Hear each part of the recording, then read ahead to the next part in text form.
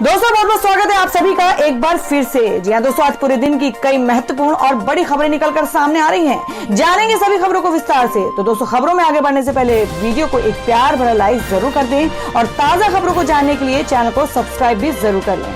तो देखते हैं पहली बड़ी खबर क्या निकल कर आ रही है।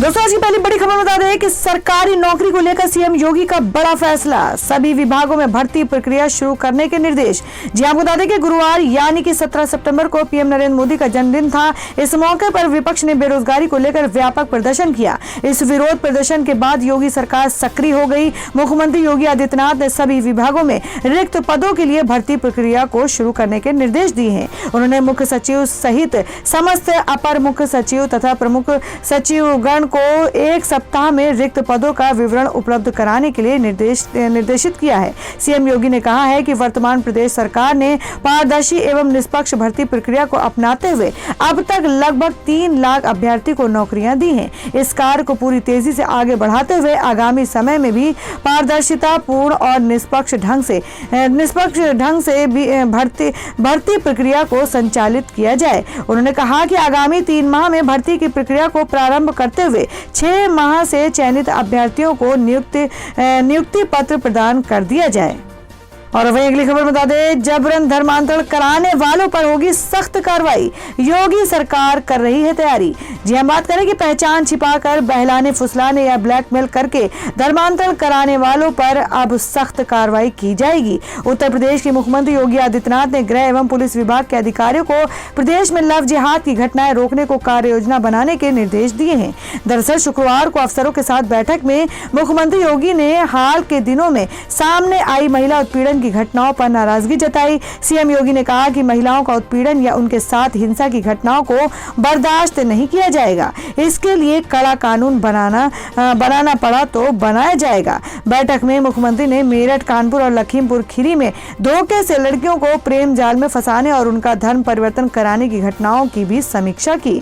लखीमपुर खीरी व मेरठ में लड़कियों की हत्या के मामले में भी सीएम ने नाराजगी जताई। उन्होंने कहा कि ऐसी घटनाएं रोकने के लिए व्यापक कार्य योजना बनाई जाए। ऐसी सूचनाओं को गंभीरता से लेते हुए दोषियों के विरुद्ध सख्त से सख्त कार्रवाई की जाए।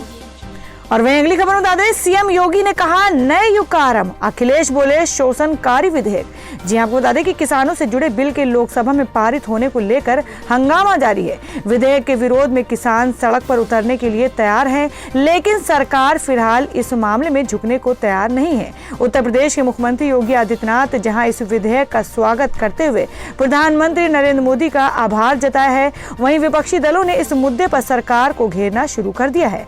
आपको बता दें, समाजवादी पार्टी के अध्यक्ष और यूपी के पूर्व मुख्यमंत्री अखिलेश यादव ने इसे शोषणकारी विधेयक बताते हुए कहा है कि किसान अपनी ही जमीन पर मजदूर बन जाएंगे। वहीं यूपी कांग्रेस अध्यक्ष अजय कुमार लल्लू ने कहा है कि यह कृषि संशोधन विधेयक किसानों की बर्बादी की गारंटी है। उत्तर प्रदेश के मुख्यमंत्री योगी आदित्यनाथ ने शुक्रवार को ट्वीट किया, कृषि उपज व्यापार और वाणिज्य संवर्धन और सरलीकरण विधेयक 2020 का लोकसभा में पास होना एक नए युग का आरंभ है। ये विधेयक किसान भाई बहनों के हितों का संरक्षण सुनिश्चित करेगा। इस लोक कल्याणकारी प्रयास हेतु आदरणीय पीएम श्री नरेंद्र मोदी जी का आभार। अपने अगले ट्वीट में सीएम योगी ने कहा, कृषि उपज व्यापार और वाणिज्य संवर्धन और सरलीकरण विधेयक 2020 कृषि उपज के कुशल, पारदर्शी और बाधारहित अंतर राज्य और राज्य के भीतर व्यापार और वाणिज्य को बढ़ावा देगा। इससे किसानों और व्यापारियों को बिक्री और खरीद हेतु पसंद की स्वतंत्रता प्राप्त होगी। पहली बड़ी खबर में बता दें कि प्राइवेट ट्रेन चलाने वाली कंपनी खुद तय करेगी किराया, सरकार और रेलवे का नहीं होगा कोई दखल। जी हम बात करें कि रेल सुविधाओं में बढ़ोतरी के लिए मोदी सरकार ने देश के कई रूट्स पर प्राइवेट ट्रेनें चलाने का ऐलान किया था, जिसके लिए रेलवे ने अब आवेदन भी मांगे हैं और साथ ही संचालकों को आकर्षित करने के लिए एक बड़ा फैसला लिया है, जिसके तहत रेल संचालन कंपनियां खुद प्राइवेट ट्रेनों का किराया तय कर सकेंगी। इसमें सरकार का कोई दखल नहीं होगा। एक रिपोर्ट के मुताबिक भारतीय रेलवे बोर्ड के चेयरमैन वीके यादव ने कहा है कि निजी कंपनियों को यह आजादी रहेगी कि वो अपने हिसाब से यात्रियों से किराया वसूल सकेगी। जिस रूट पर बस व विमान सेवा पहले से ही है तो वहां पर ध्यान रखना होगा कि किराया ज्यादा ना हो। इसके अलावा इस किराए पर सरकार का किसी तरह का दखल नहीं होगा। ऐसे ही नियम फ्लाइट्स में भी रहते हैं जहां कंपनी अपने हिसाब से किराया वसूलती हैं।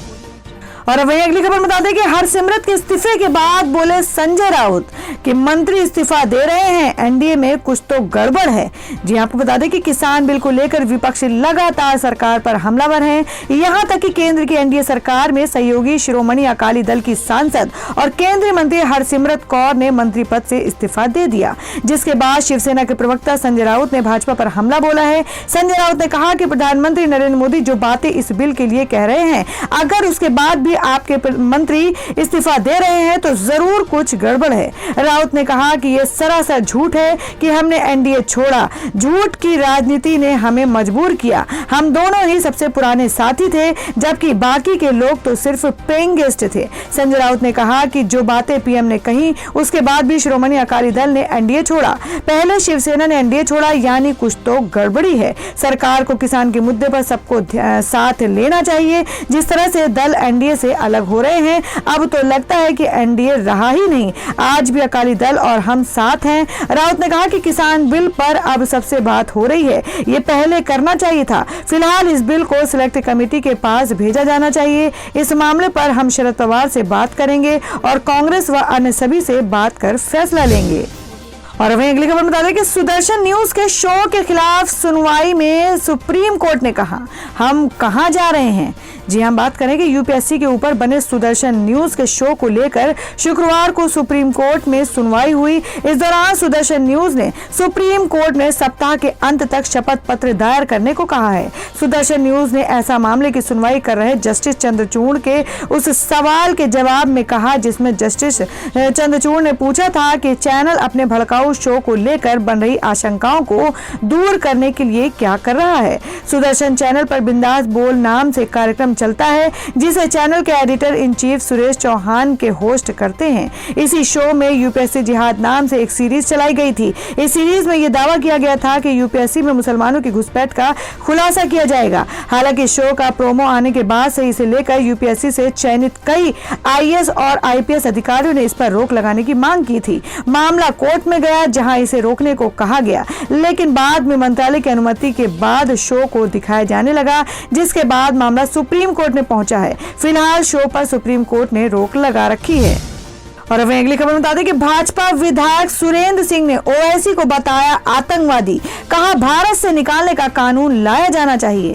जी आपको बता दें कि बलिया के बैरिया क्षेत्र से भाजपा विधायक सुरेंद्र सिंह ने ऑल इंडिया मजलिस इत्तेहादुल मुस्लिमीन के नेता असदुद्दीन ओवैसी को आतंकवादी और राष्ट्र विरोधी तक कह डाला। सुरेंद्र सिंह ने यह बयान शुक्रवार को पत्रकारों से बातचीत के दौरान दिया। उन्होंने कहा कि ओवैसी जैसे लोगों के लिए जनसंख्या नियंत्रण कानून के साथ ही भारत से निकालने का कानून लाया जाना चाहिए। उन्होंने कहा ओवैसी शुद्ध रूप से स्वयं आतंकवादी हैं। ओवैसी की बातों से ऐसा लगता है वह राष्ट्र विरोधी भी हैं। असदुद्दीन ओवैसी चीन विवाद को लेकर लगातार सरकार पर हमलावर हैं। ओवैसी ने गुरुवार को मोदी सरकार पर यह बोलते हुए हमला किया था कि सरकार ने गलवान झड़प का बदला चीन से 5,000 करोड़ उधार लेकर किया है। ओवैसी ने एक ट्वीट में लिखा कि 15 जून को चीनी सैनिकों के साथ झड़प में 20 भारतीय जवानों ने अपनी जान गंवा दी। उनके साथ अन्यायपूर्ण और निर्मम बर्ताव किया गया।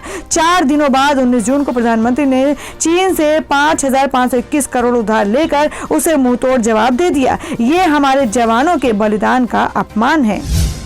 और दोस्तों अगली खबर में आपको बता दें अनलॉक 4 के बारे में कि किन राज्यों में सोमवार से खुल रहे स्कूल, कहां अभी नहीं चलेंगी कक्षाएं।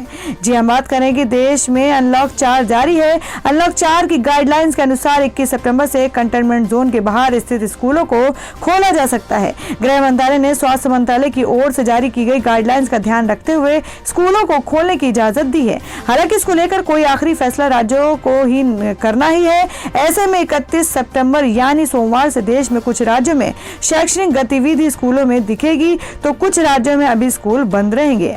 असम में सोमवार से कक्षा 9 और 12 के छात्रों के लिए अगले 15 दिनों के लिए कक्षाएं फिर से शुरू होंगी। 15 दिन बाद स्थिति की समीक्षा करने के बाद राज्य सरकार कक्षाएं जारी रखने या बंद करने का फैसला लेगी। मध्य प्रदेश के 9वीं से 12वीं कक्षा के स्कूल 21 सितंबर से खुलने जा रहे हैं। इस संबंध में स्कूल शिक्षा विभाग ने केंद्र के मानक संचालन प्रक्रिया SOP का पालन करने के निर्देश दिए हैं। आंध्र प्रदेश में भी 21 सितंबर से स्कूल खुल रहे हैं। यहाँ 50% टीचिंग और 50% नॉन टीचिंग स्टाफ को स्कूल में बुलाया जा सकता है।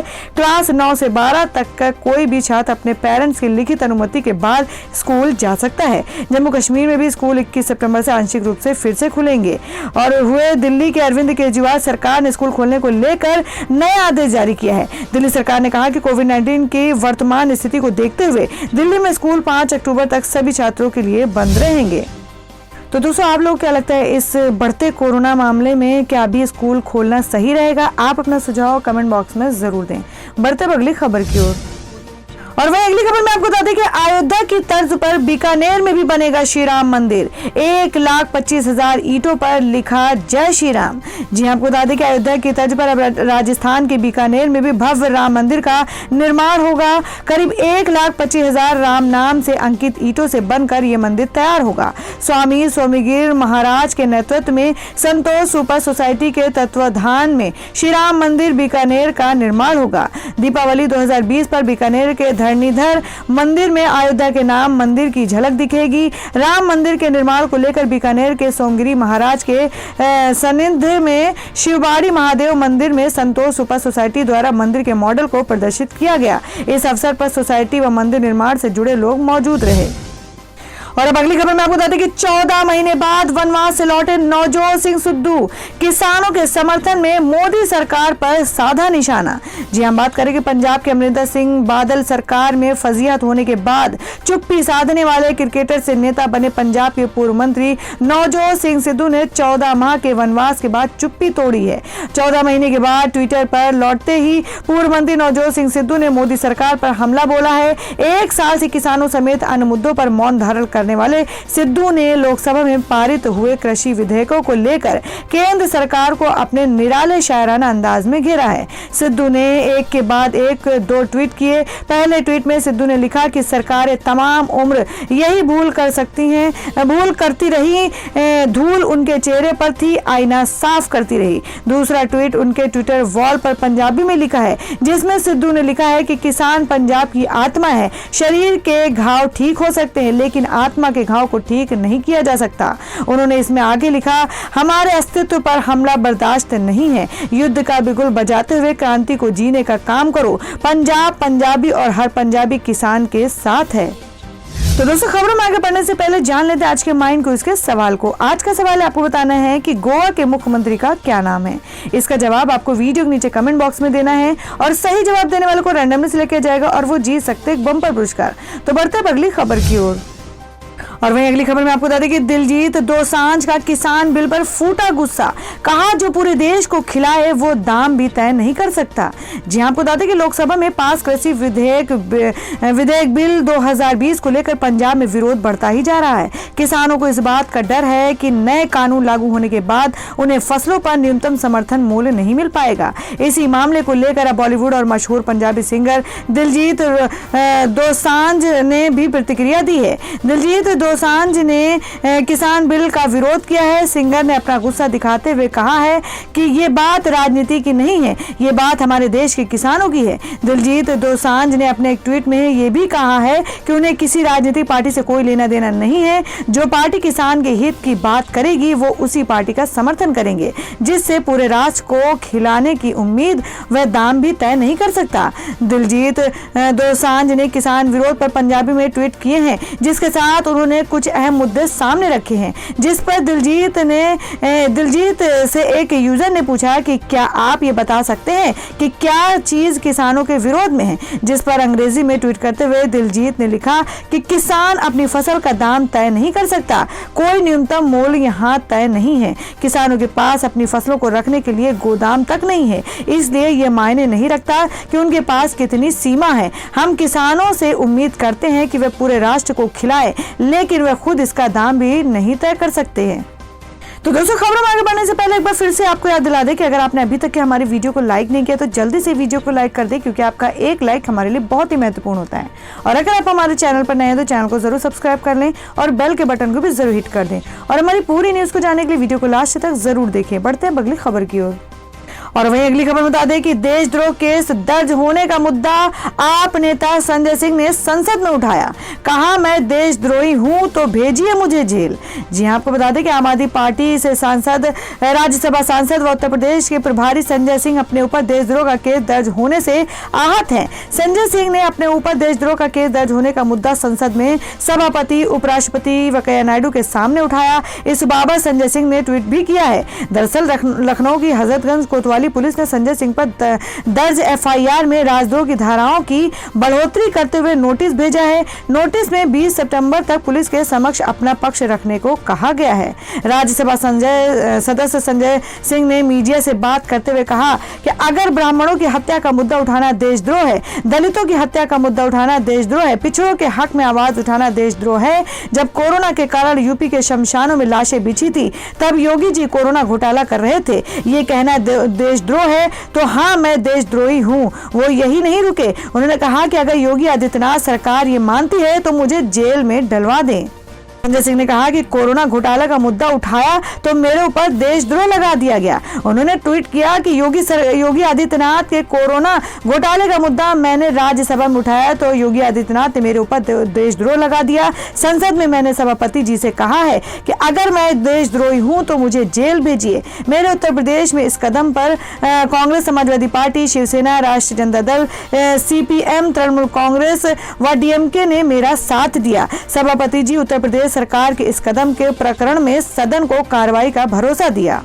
और वहीं अगली खबर बता दें कि एक बार फिर सोना महापात्रा ने कंगना पर साधा निशाना, लगाया सुशांत की मौत का फायदा उठाने का आरोप।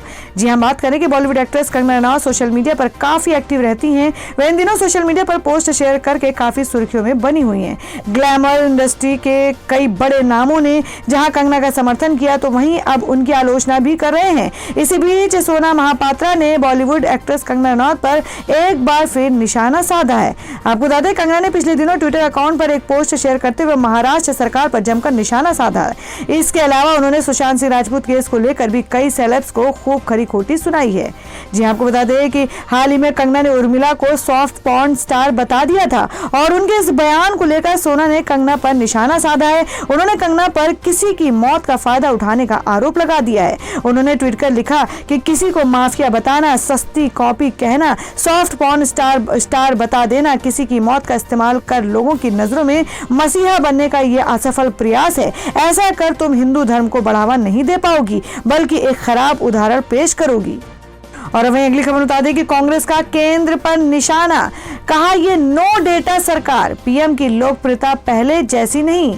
जी हम बात करें कि कांग्रेस ने अर्थव्यवस्था, रोजगार और कोरोना संकट की स्थिति को लेकर शुक्रवार को लोकसभा में सरकार पर निशाना साधा है। पार्टी ने दावा किया कि प्रधानमंत्री नरेंद्र मोदी की लोकप्रियता अब पहले जैसी नहीं रही और ये अब नो डेटा सरकार बन चुकी है। वर्ष 2020 और 21 के लिए अनुदान के अनुपूरक मांगों के पहले बैच और वर्ष 2016 और 17 के अतिरिक्त अनुदान की मांगों पर चर्चा में भाग लेते हुए लोकसभा में कांग्रेस के नेता अधीर रंजन चौधरी ने कहा कि जिस मनरेगा को भाजपा के लोग मनरेगा कहते थे, आज वही रोजगार का बड़ा सहारा बन गया है। उन्होंने दावा किया कि आप लोग भाजपा सांसद प्रधानमंत्री नरेंद्र मोदी की लोकप्रियता के सहारे यहां तक आ गए, लेकिन अब उनकी लोकप्रियता पहले जैसी नहीं रही। अब उनके पेज पर लाइक से ज्यादा डिसलाइक मिलना शुरू हो गए हैं।